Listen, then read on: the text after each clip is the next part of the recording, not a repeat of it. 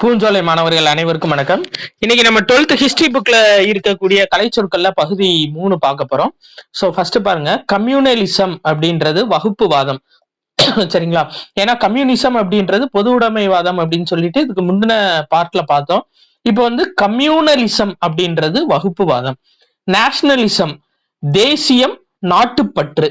அடுத்து divide and rule, பிரித்தாளும் ஆட்சிப்பா. சரிங்களா?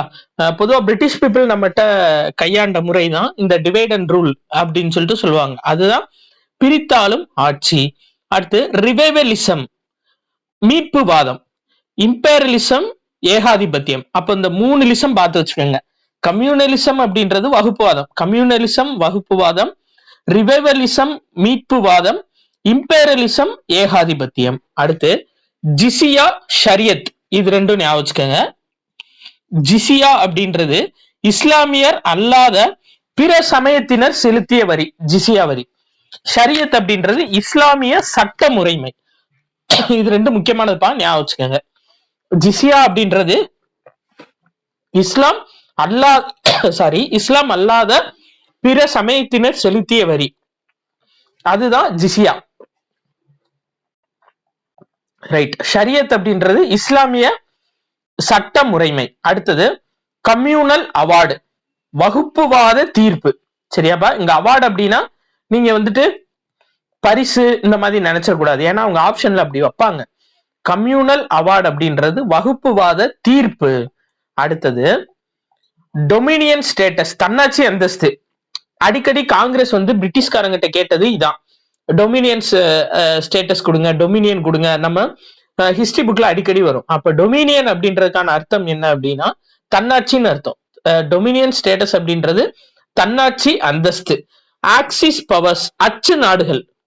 ஞாபகம் வச்சுக்கோங்க, இது கொஞ்சம் வித்தியாசமா இருக்குப்பா. ஆக்சிஸ் பவர்ஸ் அப்படின்றது அச்சு நாடுகள். பிரிசனர்ஸ் ஆஃப் வார், போர் கைதிகள்.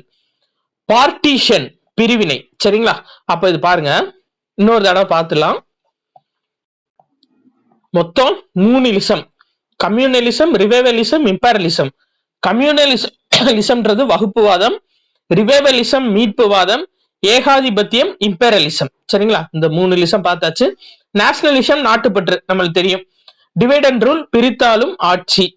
மீட்புவாதம் ரிவைவலிசம். ஜிசியா அப்படின்னா இஸ்லாமியர் அல்லாத நபர்கள் செலுத்திய வரி, ஜிசியா வரி. இஸ்லாமிய சட்ட முறைமை ஷரியத். வகுப்புவாத தீர்ப்பு கம்யூனல் அவார்டு. சரிங்களா? கம்யூனல் அவார்டு அதாவது இங்க வந்து விருதுன்னு கொடுக்கலாம், வகுப்புவாத விருதுகள்னு கொடுக்கலாம்ப்பா, ஆப்ஷன்ல அப்படி போட்டுறாதீங்க. கம்யூனல் அவார்டு அப்படின்றது வகுப்புவாத தீர்ப்பு. அடுத்தது டொமினியன் ஸ்டேட்டஸ், தன்னாட்சி அந்தஸ்து. ஆக்சிஸ் பவர்ஸ், அச்சு நாடுகள். பிரிசனர்ஸ் ஆஃப் வார், போர்க்கைதிகள். பிரிவினை, பார்ட்டிஷன். அடுத்தது பாருங்க, இது கான்ஸ்டியூஷன், அரசியல் அமைப்பு இல்ல அரசமைப்பு, ரெண்டுமே கான்ஸ்டியூஷன் தான். அடுத்து அனோமலிஸ், முரண்பாடுகள். ஞாபகம் வச்சுக்கோங்கப்பா, அனோமலிஸ் அப்படின்றது என்னன்னா முரண்பாடுகள்னு அர்த்தம். அனோமலிஸ், முரண்பாடுகள். அடுத்து டெமோகிராபிக், மக்கள் தொகை சார்ந்த.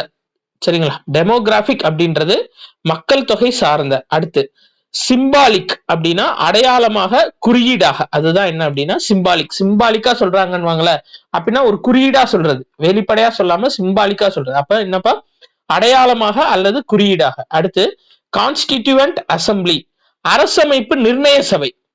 நல்லா ஞாபகம் வச்சுக்கோங்க, கான்ஸ்டிடியூவன்ட் அசம்பிளி அப்படின்றது அரசமைப்பு நிர்ணய சபை. அடுத்து அட்டானமஸ், தன்னாட்சி அதிகாரம் கொண்ட. ஞாபகம் வச்சுக்கோங்க, அட்டானமஸ் அப்படின்றது தன்னாட்சி அதிகாரம் கொண்ட. ஏன்னா இப்போ நம்ம டிஎன்பிஎஸ்சி எடுத்துக்கிட்டீங்க அப்படின்னா அது அட்டானமஸ் பாடின்னு சொல்லுவாங்க. அப்படின்னா அதுக்குன்னு தன்னாட்சி அதிகாரம் இருக்கு, தானே எந்த முடிவுனாலும் எடுத்துக்கிறதுக்கான அதிகாரம், அதான் அட்டானமஸ்ன்றது தன்னாட்சி அதிகாரம் கொண்ட. அடுத்து அப்ஜெக்டிவ்ஸ் ரிசல்யூஷன், குறிக்கோள் தீர்மானம்ப்பா. ஞாபகம் வச்சுக்கோங்க, ரொம்ப முக்கியம். அப்ஜெக்டிவ்ஸ்னா குறிக்கோள். சரிங்களா?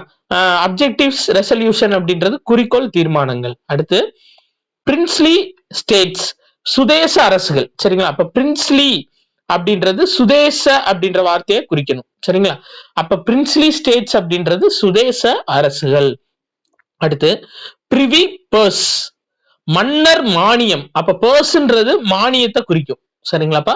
அப்ப பிரிவி பர்ஸ் அப்படின்றது மன்னர் மானியம். லிங்குவிஸ்டிக் மொழிவாரி, சரிங்களா? லிங்குவிஸ்டிக் ஸ்டேட்ஸ் சொல்லுவாங்களா, அப்படின்னா மொழிவாரி மாநிலங்கள்னு அர்த்தம். அப்ப ஒரு தடவை ரிவிஷன் பார்த்துடலாம்.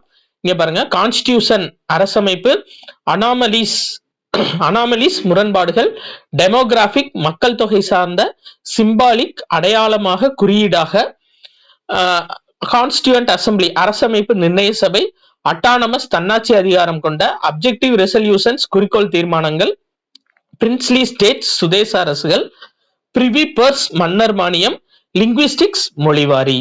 சோ இது முடிஞ்சுப்பா. அடுத்து 4வது பகுதியில நம்ம அடுத்த லெசன் குறியது பார்க்கலாம். நன்றி.